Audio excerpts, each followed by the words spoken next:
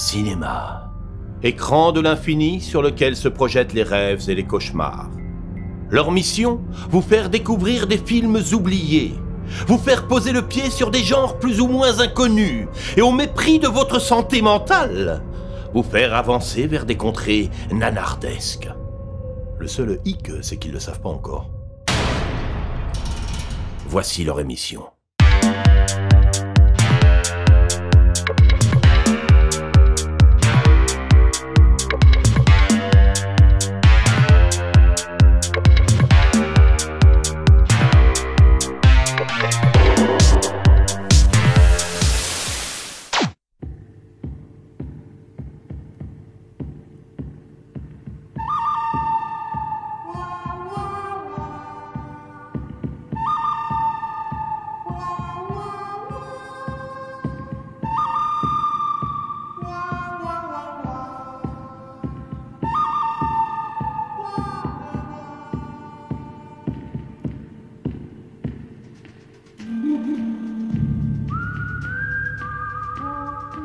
Je crois que ce studio est trop petit pour nous deux, camarades. Le seul moyen d'allonger la bande, c'est d'essayer de ne pas la raccourcir. Est-ce que tu sais que tu as la tête de quelqu'un qui vaut 2000 $? Ah oui? Ça tombe bien, j'ai pas le sans contact. Je suis un cinéphile très patient. Mais quand l'échéance arrive, j'appuie sur lecture, quoi qu'il arrive. Tu vois, le monde se divise en deux catégories. Ceux qui ont un lecteur chargé et ceux qui ont un écran qui grésille. Toi, tu grésilles. On rencontre quelquefois un bon film sur la route que l'on a prise pour l'éjecter. D'ailleurs, de quel long métrage il s'agit? Le bonbon, la bûche et le friand. Ah ouais? Ah non, bah non, du coup, non, ça m'intéresse pas trop. Le food porn, très peu pour moi. Oh, tu es sûr? Ouais. Sans regret? Comme tu voudras. Passe une bonne journée, l'ami. Eh, bonjour Fabien, comment ça va? Ah ouais, très bien, aussi bien qu'une petite biche dans un champ de blé, Mathieu. Oh, ça c'est bon à savoir. Oh là là. Oh, fais gaffe avec ton arme, là, tu me tires dessus ou quoi? Oh mais non. Hop, bah si, en fait, voilà. désolé. Je vais mourir. Heureusement, j'avais pas mis. Hein. Pas la sécurité, mais en tout cas, nous, on vous propose de sécuriser votre soirée. Bienvenue dans la 25e émission de VHS. Visionnage hautement subjectif, spécial western. Ouais, ou spécial paysan, on sait pas trop avec Mathieu quand on s'est vu à la caméra. Oh, mais je peux faire l'accent vaché si tu veux, mais je pense plutôt que là, c'est pas l'ouest de la France qu'on va faire, c'est l'ouest des États-Unis. Ouais, je crois. Regarde avec les petites bretelleuches là. Ah oui, dit, voilà. là, Cette émission, on va avoir le plus de charisme. Faut être mormon pour ça, c'est pas possible. Et Mathieu, c'est Crocodile Dundee, regardez. Placement de produit. Non, c'est Crocodile Dandy. Dandy. Bon, en tout cas, on est très content de vous retrouver. Puisqu'effectivement, vous l'avez très bien compris, on va parler de western. C'est un des derniers termes larges qu'on n'avait pas parlé. Et on est à la 3e saison, c'est quand même dingue qu'il ne soit pas venu avant. C'est parce que le cinéma est infini. Donc voilà, et Mathieu, comme les plaines. Comme toujours, j'ai envie de te demander, comme un bon vieux cowboy, qu'est-ce que c'est que le western, Bobby? Qu'est-ce que c'est le western? Mais je vais le dire, Jimmy. C'est justement quelque chose d'aussi vaste que les plaines du Midwest. Okay. Il s'agit d'abord d'un genre spécifiquement américain, puisque à la base, c'était les États-Unis, comme ils n'avaient pas de mythologie, ils se sont créés une mythologie avec justement cette conquête vers l'Ouest, la destinée manifeste. Bref, ils se sont créés aussi une idéologie, une façon de penser, puisqu'ils sont vus comme des pionniers. Et donc, pour mythifier cela, ils ont fait donc la conquête de l'Ouest. Et pour ça allait dans plusieurs directions, plusieurs manières de le faire. Il y avait la lutte contre les Indiens, parce que justement c'était la civilisation qui prenait la place sur le sauvage. Enfin, évidemment avec les guillemets qui vont aujourd'hui. Ensuite, il y a eu des films comme ceux de John Ford, qui au contraire amenaient les Amérindiens à faire partie du projet américain. Malheureusement, ce brave John Ford n'a pas eu de suite à ce niveau-là. Ensuite, après la Deuxième Guerre mondiale, le cinéma américain a pu s'exporter plus facilement avec l'occupation de GIs en Europe. C'est venu en France, c'est venu aux États-Unis, c'est venu en Italie, c'est venu en Allemagne. Et donc là, on a eu déjà deux nouveaux types de western qui sont apparus. On a eu le western européen, en particulier le western spaghetti, mais le western allemand aussi, qui était très intéressant là-dessus, qui passait justement non plus à un mythe américain, mais plutôt à une façon de projeter une sorte de réalisme magique sur justement un espace sauvage. Très intéressant là-dessus. Et les Américains, eux, commencé à faire leur autocritique, en particulier sur les massacres envers les Amérindiens. Et ça a donné lieu dans les années 70-80 à ce qu'on appelle le western crépusculaire, dont Impitoyable de Clint Eastwood est l'archétype. C'est-à-dire, finalement, la conquête de l'Ouest, c'était surtout du désespoir et de la saleté. Et maintenant, ça revient, encore une fois, parce que c'est comme les États-Unis, c'est un cycle, ça ne peut pas s'arrêter. Et il faut qu'ils reviennent à leur histoire de base. Et justement, maintenant, ça redevient une quête du héros. Mais des héros qui ne peuvent plus être tout blancs ou tout noirs. C'est plutôt une recherche de qu'est-ce que c'est l'Amérique. Bien. Mais écoute, Mathieu, tu m'impressionnes parce que je ne savais pas tout ça. Juste un petit truc aussi, il existe des easterns. Ce sont des westerns soviétiques où les Turcs remplacent les Mexicains. Et là, c'est donc la conquête de la grande plaine d'Asie centrale par les troupes russes. Ne dis pas qu'ils ont fait un bon La Brute et le Truand version soviétique. Je ne sais pas si ça existe, mais ça mettrait le coup d'être vérifié. Merci pour cette définition large mais intéressante effectivement du western. Et malheureusement pas exhaustive, tellement c'est grand. Non, moi j'ai envie de lancer un nouveau western, Mathieu, je sais pas, western Panzani. Oui, c'est comme le spaghetti mais beaucoup plus court. C'est-à-dire ça dure 20 minutes. Cuisson du méchant 20 minutes, pasta, déposa, et puis voilà, on peut les manger. Avec pas mal de sauce tomate pour faire le sang. Exactement. On va arrêter, on va commencer avec mon film, d'accord? Oui. T'es prêt? Ton film. Allez, lance le film avec ton. Allez, je vais aller flinguer là. Les gens là. L'attaque du Grand Express. Allez, c'est mon film, ça commence. La sélection de Fabien. Eh oui, on commence avec mon film, Bobby. Voilà. Mon film, il s'appelle comment? Il s'appelle Brimstone. Brimstone, je sais pas dans quelle langue il faut le dire. Bon, en tout cas, Brimstone, sorti très récemment, puisque c'est un film plutôt récent. Oui, ça date de 2016, je crois. 2017. 2017. Regarde, ça n'a que 2 ans. Et j'en avais parlé à la radio à l'époque, brièvement. Sur Prune. Ouais, sur Prune, brièvement, puisque c'était un film qui, pour moi, n'avait pas eu une très grosse distribution, parce qu'il passait que dans une seule salle de cinéma à Nantes quand il était sorti. Et il avait 14 ans. Et il avait eu que certains prix, il a eu certains prix, notamment au TIFF, le festival. Voilà, mais c'était une grosse production, on va pas se le cacher, mais qui n'avait pas fait grand écho, en tout cas grand orage. Et c'est dommage parce que c'était un très bon film et surtout un western féminin. Injustement oublié, hélas. Ouais, injustement oublié. Donc Martin Kooloven, qui n'a pas fait beaucoup de grands films, en tout cas, le plus notable, effectivement, c'est celui-ci.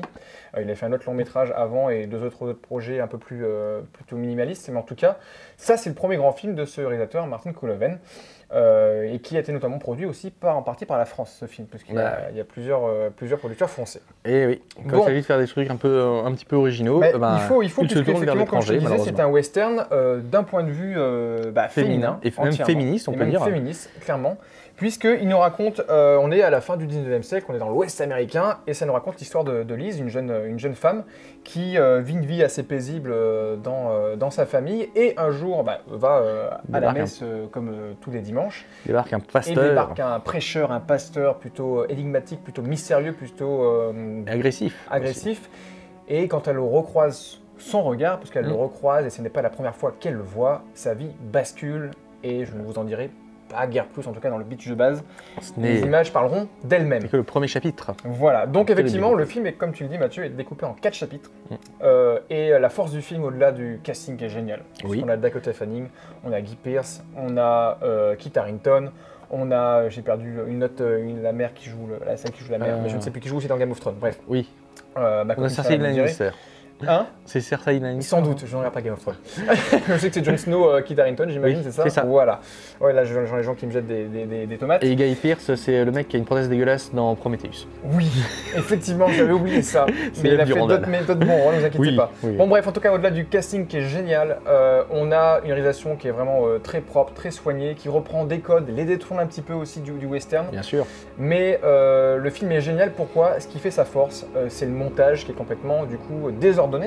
Puisque ces 4 chapitres ne se suivent pas il n'est pas linéaire le film. Plus exactement, c'est le premier chapitre qui font un peu le bordel, sinon chapitre 1, 2... Donc ça fait 4, 1, 2, 3. C'est ça. Mais en tout cas... en sachant que le 4 en fait revient ensuite à la fin. Reforme la boucle. Voilà, mais voilà, sans trop vous en dire, effectivement, on commence avec un acte qui est en fait proche du dernier acte, et ensuite on revient sur flashback, mais par chapitre, et qui est plutôt bien amené, puisqu'on a 4 tranches de vie, entre guillemets, de ce personnage. Et à chaque fois, justement, le mystère à la fois s'épaissit, mais en même temps donne plus d'indices. Grandit. Jusqu'à la révélation finale qui est assez formidable. Là-dessus, c'était vraiment un film à révélation, donc on ne va pas spoiler. Voilà. Bon, c'est féministe, c'est puissant, c'est poignant, c'est plutôt gore. À certains moments, c'est presque misandre aussi. Oui. Toi, Mathieu, qui le connaissais déjà, mais qui a pris, j'imagine, plaisir à le revoir, qu'est-ce que tu en avais pensé de ce film? Alors, qu'est-ce que tu en penses? J'avais bien apprécié la tentative lorsque je l'ai vu. En revoyant, bon, il y a encore des défauts qui, moi, me touchent, parce que bon, c'est un film quand même qui est sorti avant l'affaire Weinstein, mais déjà, c'est dans cette vague justement de dénonciation de la violence faite aux femmes, puisque justement le personnage principal s'en prend tellement plein dans la gueule. Je veux dire, un personnage comme ça, oui, effectivement, ça donne des envies de remettre la guillotine juste pour certaines couilles à couper. Mais quand même, il y a quelques personnages masculins qui sauvent le tout.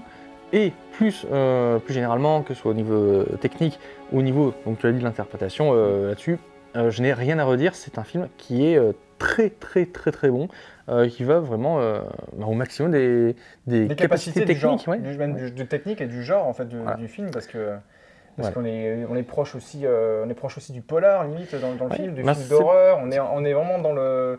C'est ce qui se met en fait dans la tradition du western crépusculaire quand j'évoquais tout à l'heure, parce que justement c'est un film où la conquête de l'Ouest n'est plus le sujet du mythe, mais là plutôt quelle est la vraie valeur des États-Unis à travers justement une dénonciation de ce qui se passe dans les États-Unis.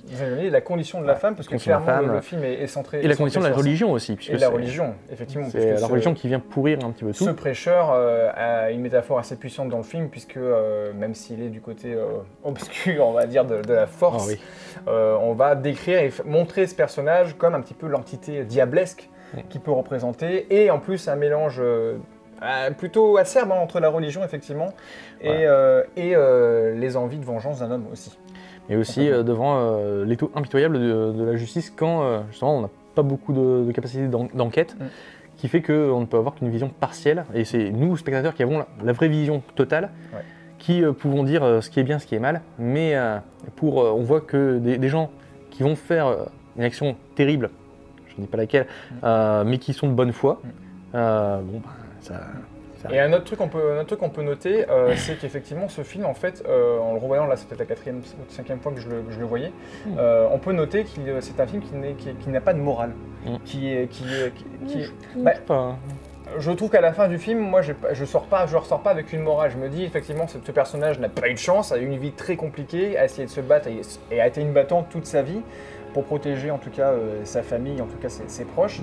Mais au final, tu dis, c'est plus, c'est arrivé comme ça, c'est la vie. Voilà, c'est effectivement à ce niveau-là, parce que je n'ai pas une récompense, une happy end, mais pour moi, le fait que justement on donne une solution au dilemme moral, c'est-à-dire qu'on ne pose pas la question, pour moi un film qui n'aurait pas de morale, c'est un film où justement on ne peut pas dire qui est bon, qui est mauvais, et qu'on se retrouve avec une solution peut-être solutionnée, mais qui laisse encore beaucoup de zones d'ombre, parce que là, il n'y a pas de zone d'ombre, on a toutes les réponses, et on sait ce qui est bien, ce qui est mal. Donc là-dessus, il y a une morale, puisqu'on dit, effectivement, il y a tels éléments qui ont détruit, et qui sont à éviter. Je me reprends, il est fataliste, avec une morale. Oui. Et il y a un autre qui s'en prend plein la gueule, mais c'est dans mon film. C'est dans ton film, effectivement, parce que on parle du tien maintenant, c'est parti, on partage le bétail. La sélection de Mathieu. Alors Mathieu, on parle de quoi? On va parler de Keoma, un western italien, donc un western spaghetti. Alors, il date de quand celui-là? 76. 76, oh là là. Là, c'est pas comme Brimstone, c'est pas récent. Non. Ça se voit que ça date un petit peu, mais c'est surtout intéressant parce que c'est vraiment un western italien. Et là, c'est pour soutenir un petit peu ma thèse que, en fait, les Italiens, que ce soit le Bon, la Brute ou le Truand ou Keoma, en fait, ce qu'ils montraient, c'était des contes de fées, mais donc un réalisme magique, mais avec donc l'Ouest sauvage comme décorum. Donc il s'agit de Keoma de Enzo G. Castellari. Enzo Castellari, c'est un réalisateur qui, comme tous les réalisateurs italiens de cette époque, tournait la chaîne. Et, il a fait énormément de merde, mais il a fait aussi quelques chefs-d'œuvre, dont Keoma, qui est un excellent film, donc avec Franco Nero, qui a une des plus grandes têtes du western spaghetti, ouais. avec justement des gens comme Rex Harrison ou encore Clint Eastwood, évidemment. Donc il y a aussi Woody Strode. Alors de quoi ça parle? Ça parle, oui. Alors dans une région ravagée par la peste, on ne sait pas laquelle exactement, et une ville qui est sous le contrôle d'un petit tyranno local issu de la guerre de sécession, l'homme Keoma revient chez lui. C'est un métis, donc moitié blanc, moitié amérindien, et qui est confronté à ses 3 demi-frères qui sont dans la bande du méchant tyran local. Et donc Keoma décide aussi de porter secours à une femme enceinte qui allait être enfermée puisqu'elle est censée être malade de la peste. Et c'est un film qui est hyper désespéré, mais qui en même temps est génialement mené, je trouve. Mais je me tourne vers toi. Qu'est-ce que toi tu as pensé de ce film? Je ne le connaissais pas. Ah. Et je suis malheureusement pas très calé en western, j'ai beaucoup de classiques à me refaire, j'en ai pas vu beaucoup, donc du coup voilà. Mais il a cette bonne odeur, cette bonne crasse, cette bonne transpiration qu'a le western spaghetti, en tout cas le western classique j'ai envie de dire, qui est pour moi un peu le western classique, on a tous les codes, on a tous les personnages, on a tous les archétypes possibles et imaginables, et non, j'ai pas été déçu, voilà, j'ai pas non plus, c'est pas mon western préféré je pense de ce que j'ai vu, mais on retrouve le goût de faire du cinéma quand on voit ces films-là. Je trouve qu'ils arrivent à mettre en valeur les personnages, même si ça a un peu vieilli, on est en 76 oui. Hein, forcément, on arrive à remettre au goût du jour un petit peu. Quand on voit ce film, on dit on savait faire quand même du cinéma, on savait prendre les codes, les utiliser, là assez classiquement, mais d'une certaine subtilité quand même. Et voilà, on retrouve des personnages qui sont plutôt forts, les personnages principaux. Le personnage joué par qui joue Franco Nero. Tu as Woody Strode qui joue George. Ouais. Ensuite, malheureusement, les noms. Mais voilà, j'ai pas les noms. Moi, il y a juste un mystère qui reste dans le film et qu'on n'a pas réussi à savoir. C'est la place du personnage qu'a cette vieille dame qui trimballe sa charrette tout le long du film. C'est le seul mystère et je vais te la poser en direct. Mathieu, ce personnage, c'est qui? Alors pour ça, il faut que je te pose moi une question. Ah. Est-ce que tu as remarqué qui est Keoma? Je veux dire, au niveau du personnage. L'acteur principal, oui. Non. C'est quel type de personnage? C'est quel personnage? C'est le sauveur. Oui, c'est le Christ. Parce que justement, Keoma, c'est pour ça qu'il était... il a été crucifié à un moment dans le film. D'accord. C'est parce que justement, là, c'est le truc typiquement italien. Les Italiens ont comme beaucoup de pays catholiques, une tradition à la fois de christophile, c'est-à-dire ils aiment le personnage du Christ, mais en même temps, ils n'aiment pas l'institution catholique, et donc se font facilement égratiner. Et là, c'est le cas, puisque en fait, Keoma, c'est une relecture du Nouveau Testament. Ce qui est assez rigolo, parce que donc Brimstone, c'est une relecture de l'Ancien Testament, oui. Puisque justement, on avait sur un personnage qui veut refaire la pureté raciale, etc. Donc l'idée des Israélites, qu'on s'appelle en entrant à Canaan. Tandis que Keoma, justement, c'est un Christ obscur, c'est un Christ qui est un petit peu à la manière de la dernière présentation du Christ. C'est pour ça qu'on ne sait même pas son passé, d'où il vient. Au début du film, c'est vrai que c'est un peu un mystère aussi. Mais ça vient et on découvre petit à petit. Mais surtout, donc, c'est un rédempteur violent, mais c'est aussi quelqu'un qui se sacrifie à la fin et surtout qui a cette phrase à la fin. Je ne fais pas un spoil, mais cette phrase m'a mis un petit peu des frissons. C'est personne n'a besoin de qui que ce soit. C'est un homme libre. C'est assez extraordinaire quand il parle d'un personnage qui apparaît à la fin. Ouais. Et justement, c'est ce personnage de la vieille femme, il se trouve que c'est à la fois la mort, le diable, mais c'est aussi l'espérance. Voilà, moi je l'avais pris un petit peu comme, mais très légèrement, comme pas la faucheuse, mais la personne qui est constamment là, qui est derrière toi, de dire tu vas peut-être mourir, tu vas mourir. Et surtout, tu vas tuer. Tu vas tuer. Bon, voilà, puisque justement, j'ai gagné à Paris. Keoma apporte la mort au lieu d'être justement le chemin et la vie, comme disait le Christ, mais il est quand même celui qui amène la rédemption face aux pharisiens que représentent les 3 frères, donc les 3 demi-frères de Keoma. Évidemment, il y a le Père qui est donc Dieu le Père, puisque c'est celui qui est apprécié, qui crée la vie justement, qui ensemence la terre. Que tout le monde aime et que tout le monde nie quand il est vivant. Oui. Une fois qu'il est mort, c'est un désastre. Voilà, mais et que tout le monde essaye de récupérer aussi. Et donc quand on voit ce message-là, ça donne une puissance à l'heure. Et malheureusement, Castellari, à mon avis, a fait un peu comme Johnito. Il a tourné plein de films pour financer celui-là, pour bien faire celui-là. Et il a réussi parce que ce film est vraiment tellement bon. Enfin, personnellement, je pense que tu as donné envie aux gens de le voir et même moi, j'ai envie de le revoir. Donc, en ayant vraiment cet aspect dans la tête. Donc voilà. Donc non, c'est 2 westerns qu'on vous conseille. Un très classique mais qui a le bon goût et un plutôt contemporain avec des très bonnes idées. Donc, et qui et dans les 2 cas, qui joue avec les codes. Parce que quand on pense western, on a forcément des idées en tête. Voilà. Vous l'avez vu dans le sketch, on part sur des codes de base. Mais qui sont là. Bon, très bien. En tout cas, nous, on aime la confrérie, on aime les demi-frères et demi-sœurs. On va inviter des confrères. Et on ne veut pas les tuer. Non, on ne va pas les tuer. On va partager nos terres. Voilà. Ok. On accueille nos invités du jour de ce mois-ci. L'invité du jour. Et on est de retour avec nos invités du mois, tels que Julien Bellamy et Kevin Mouly.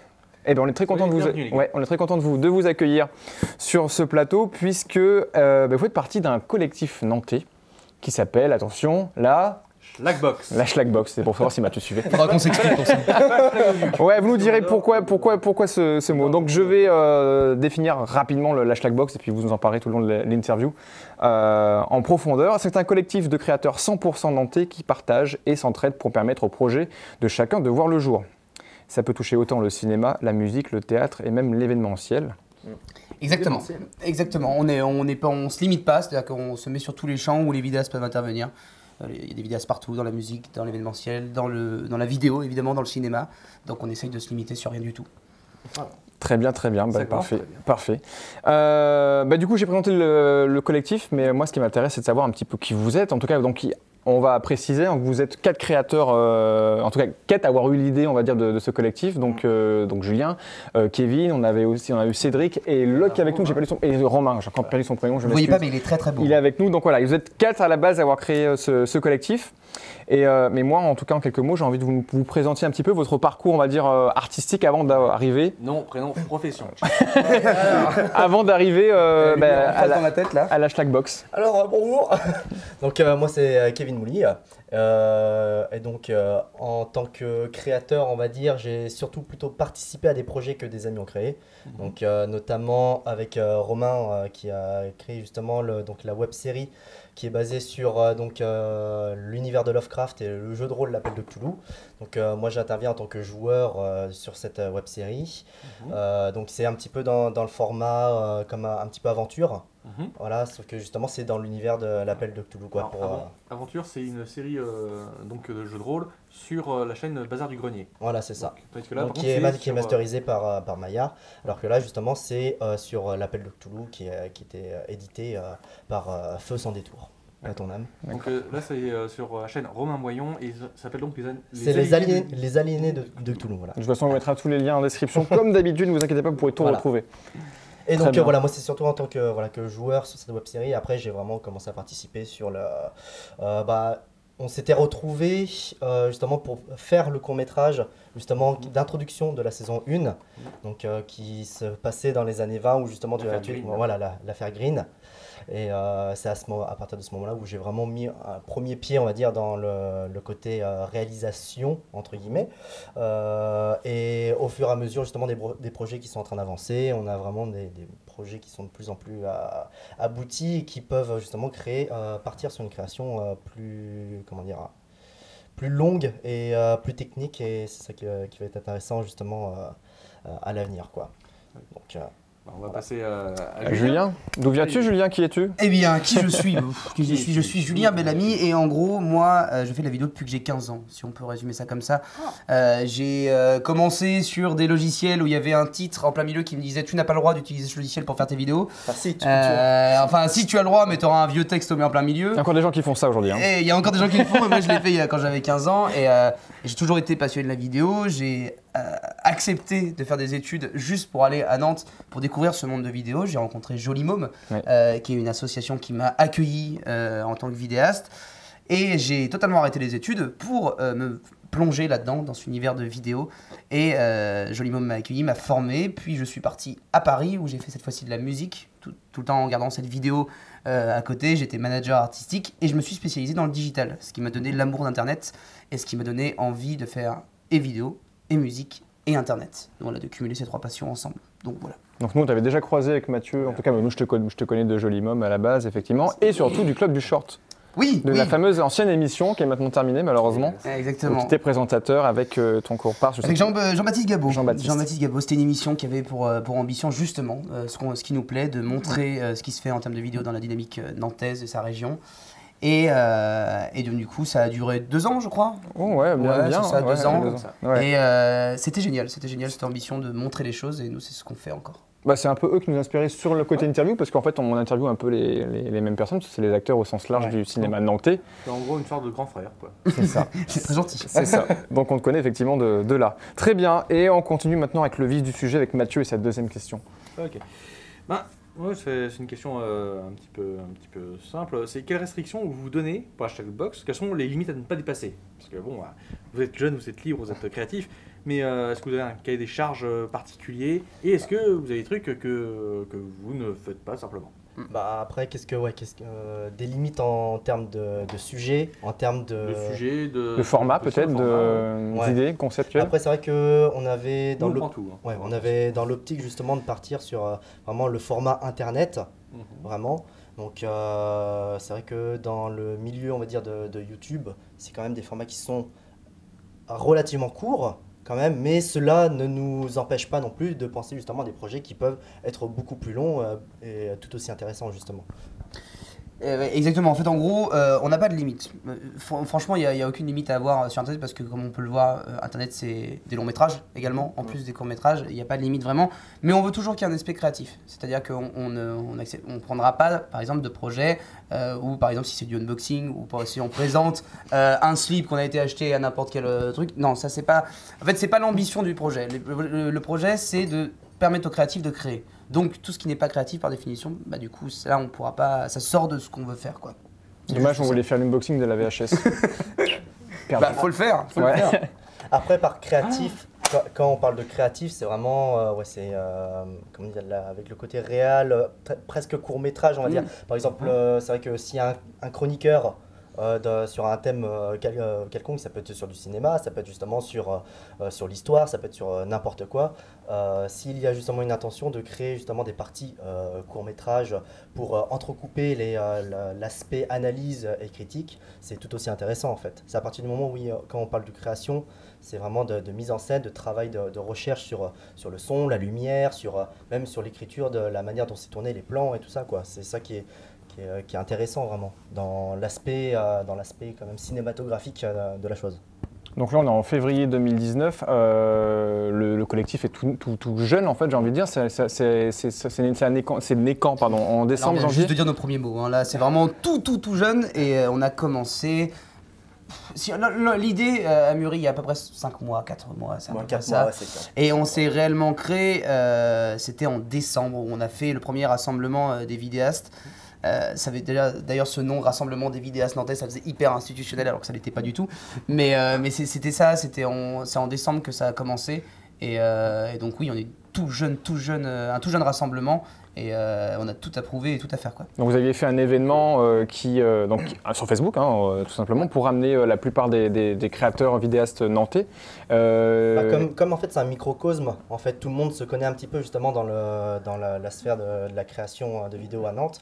Donc voilà, par le bouche à oreille, il y a pas mal de personnes qui sont venues justement pour ce rassemblement. Et le but était vraiment d'essayer de fédérer, de créer un groupe justement pour partager des connaissances, partager justement des projets, du matériel. C'est pour ça qu'il y avait justement ce principe de liste qu'on voulait mettre en place, accessible à toutes les personnes qui voudraient intégrer le collectif pour justement avoir des ressources, que ce soit aussi bien des ressources humaines comme logistique ou matériel, technique, tout ça quoi. Cool. Très bien, très bien. Moi j'ai une question qui m'est venue en tête du coup en apprenant votre venue, c'est votre collectif, en quoi il se démarque, ou il va se démarquer en tout cas, des autres collectifs qui existent à Nantes, parce qu'il y en a quand même quelques-uns d'autres. On parlera tout à l'heure, j'imagine, du Curie Club, qui est peut-être le plus connu à Nantes indirectement, ou des autres associations audiovisuelles nantaises. Qu'est-ce qui peut se démarquer ou qu'est-ce que vous voulez qui se démarque par rapport aux autres? Eh ben, la différence, c'est surtout que ça va être géré par les vidéastes, pour les vidéastes, et ça va être vraiment fait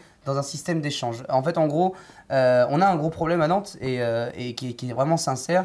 Les gilets jaunes.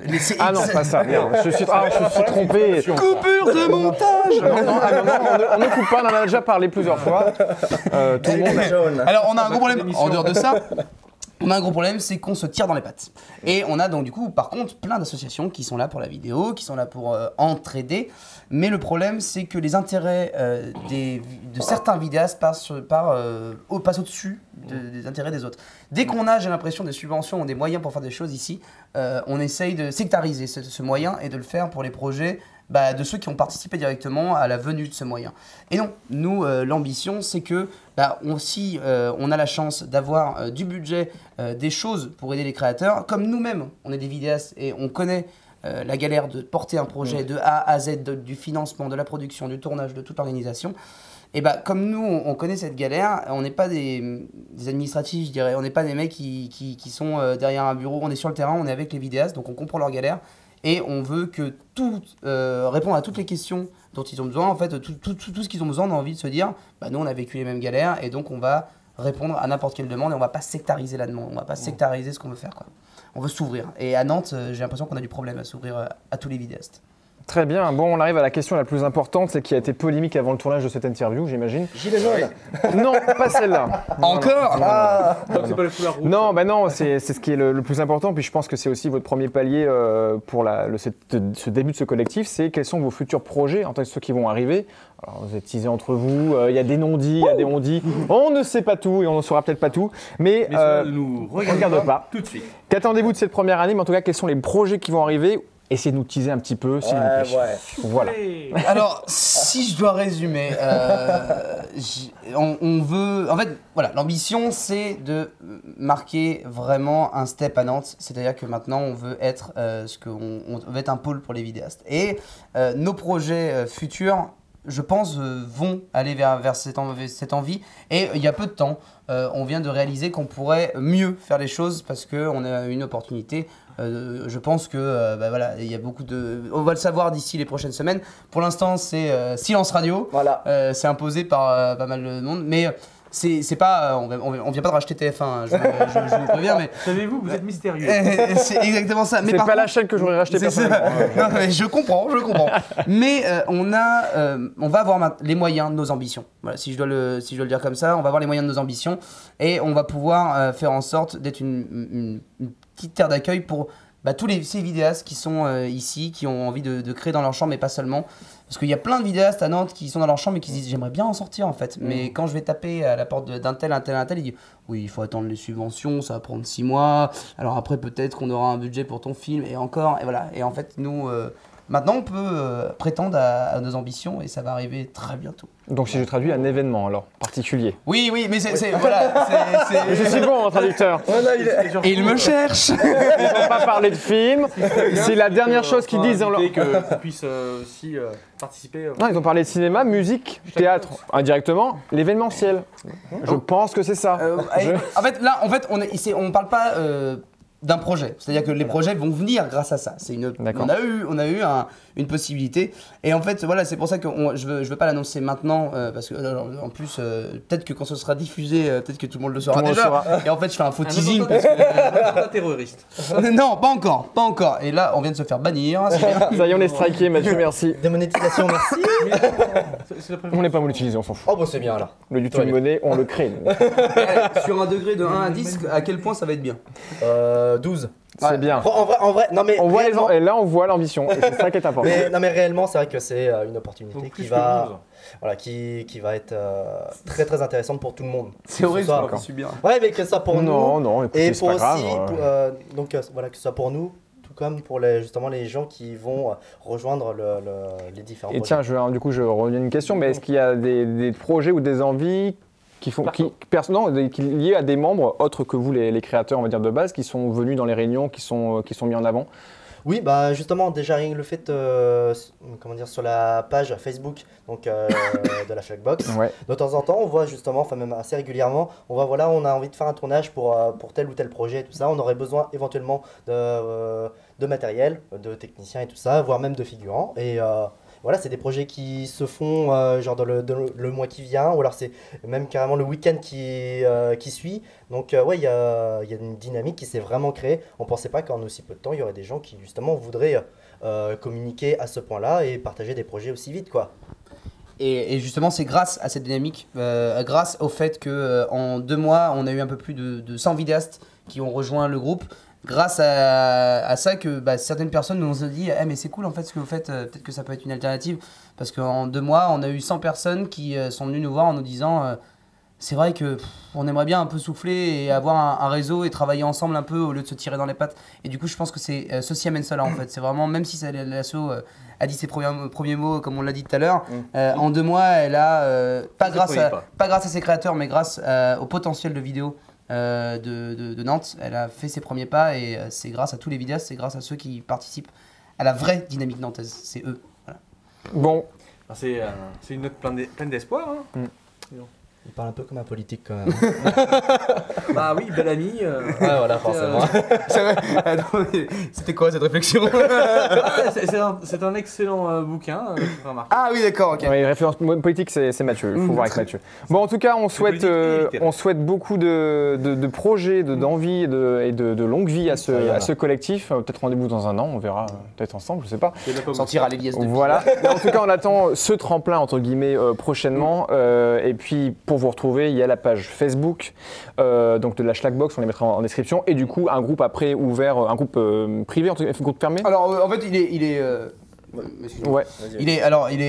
fermé, mais dès qu'on voit, on évite de trop l'ouvrir pour pas avoir les milliers de publicités ou les milliers de. Qui est quand même un groupe qui soit un peu sérieux pour les vidéastes. Mais par contre, donc les 2 liens, voilà. Donc la vitrine qui est la page Facebook et le groupe de travail entre guillemets. C'est juste de la modération soft, quoi. Voilà. Donc on mettra les liens, vous pourrez largement adhérer et dépasser ces 100 membres, j'espère, défoncer le compteur.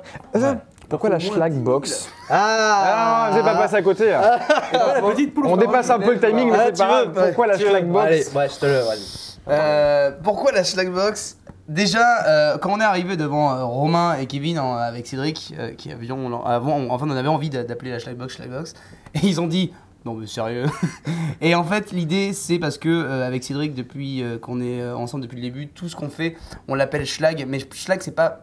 Pour nous, c'est pas en mauvais sens en fait. C'est-à-dire que c'est faire des choses avec rien. Cédric a eu 60 000 abonnés en ayant une caméra qui avait un objectif qui tenait avec un scotch. C'est vrai. Ses lumières pour son fond vert tenaient avec des balais.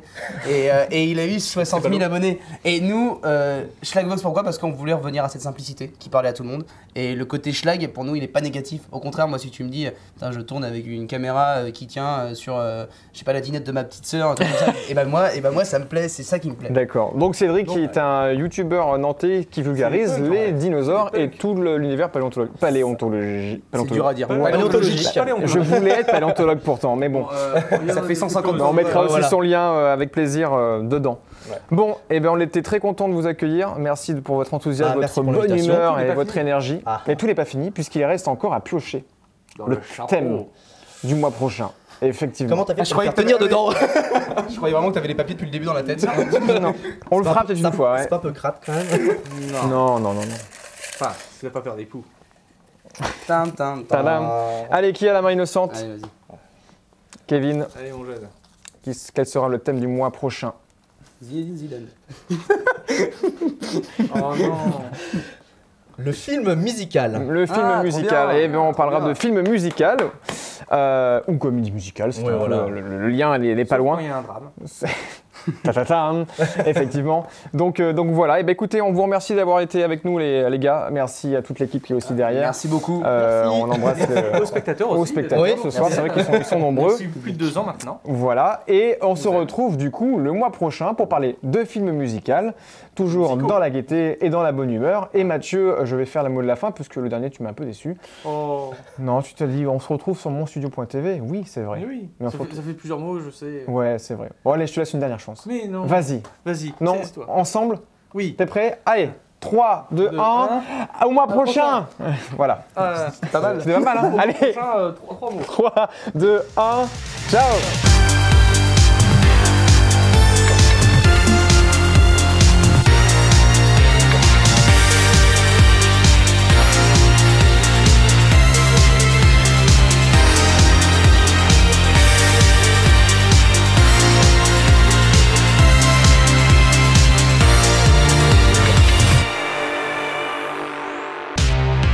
VHS, visionnage hautement subjectif. Un thème, 2 films, plus un invité du cinéma local. L'émission des films plus ou moins connus.